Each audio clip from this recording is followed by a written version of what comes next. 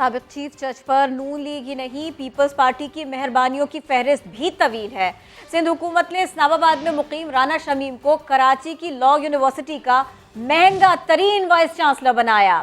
رانا شمیم کی تنخواہ اور مراعات پر سندھ حکومت کی سخاوت کی کیا کہانی ہے، سنجے سادھوانی اس تحلیل خیز رپورٹ میں سنا رہے ہیں۔ گلگت بلتستان کے سابق چیف جج رانا شمیم سابق وزیر اعظم نواز شریف کے حق میں بیان حلفی دینے کے بعد سے توجہ کا مرکز بنے ہوئے ہیں۔ جتنا رانا شمیم مسلم لیگ نون پر مہربان ہیں، اس سے کہیں زیادہ پیپلز پارٹی اور سندھ حکومت رانا شمیم پر مہربان نظر آتی ہے۔ کراچی کی شہید ذوالفقار علی بھٹو یونیورسٹی کے وائس چانسلر کے تقرر کا مرحلہ آیا تو سندھ کے سارے قانون دانوں کو چھوڑ کر اسلام آباد میں مقیم رانا شمیم کو ہی منتخب کیا۔ اس وقت کے مشیر برائے یونیورسٹیز اینڈ بورڈ نثار کھوڑو سمجھتے ہیں اس کام کے لیے ان سے بہتر تو کوئی ہو ہی نہیں سکتا۔ سابق جج ہیں، گلگت بلتستان کے چیف جج کے ہیں، ہم نے کوئی ایسے ویسے کو نہیں رکھا، لیکن ہم نے لائر کو رکھا، ایک ایڈوکیٹ کو رکھا، ایک جج کو رکھا جو کمپیٹنٹ بھی ہے، کیپیبل بھی ہے، اس لحاظ سے موضوع بھی ہے۔ چند روز پہلے وزیر اعلیٰ سندھ مراد علی شاہ نے بھی رانا شمیم کی ڈٹ کر خوبیاں گنوائیں۔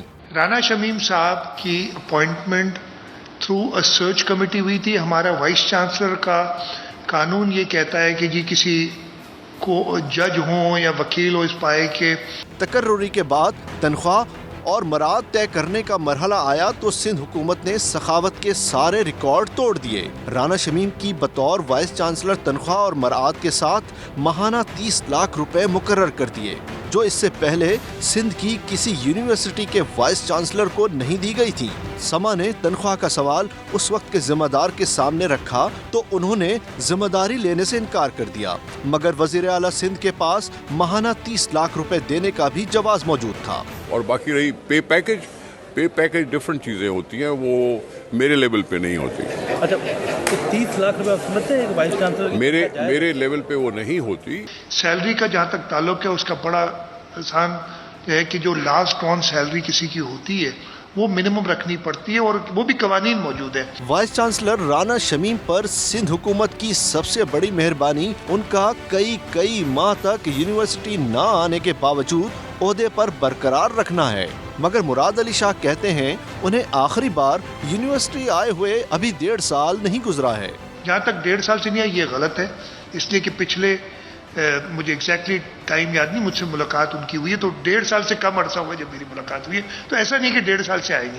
ذوالفقار علی بھٹو یونیورسٹی کے ممبر سنڈیکیٹ اور رکن سندھ اسمبلی لیاقت آسکانی کہتے ہیں رانا شمیم آخری بار 9 ماہ پہلے سنڈیکیٹ کے اجلاس میں آئے تھے۔ سنڈیکیٹ کی میٹنگ میں ملاقات ہوئی تھی، اس کے بعد جو میں نے 1-2 مرتبہ رابطہ کرنے کی کوشش کی، ملنا چاہا اس سے، انہوں نے کہا کہ یہاں پر نہیں، اسلام آباد میں۔ سندھ کے وزیر جامعات اور تعلیمی بورڈز اسماعیل راہو کہتے ہیں کہ وائس چانسلر کو یونیورسٹی میں آنا چاہیے۔ آپ کو 4-5 مہینے ہو گئے ہیں یونیورسٹی بورڈ کا محکمہ ملے ہوئے، کیا آپ کی رانا شمیم سے ملاقات ہوئی ہے؟ نہیں، میری ملاقات نہیں کسی سے۔ رانا شمیم پر سندھ حکومت کی مہربانیاں یہی تمام نہیں ہوئی ہیں، بلکہ مسلسل غیر حاضری کے باوجود عہدے پر برقرار رکھنے کے لیے ان کے اسلام آباد آفس کو کراچی کی یونیورسٹی کا کیمپس کا درجہ بھی دے دیا گیا ہے۔ ہمارے جو وی سی صاحب ہیں وہ کراچی آتے نہیں ہیں، اسلام آباد میں ان کا آفس ہے۔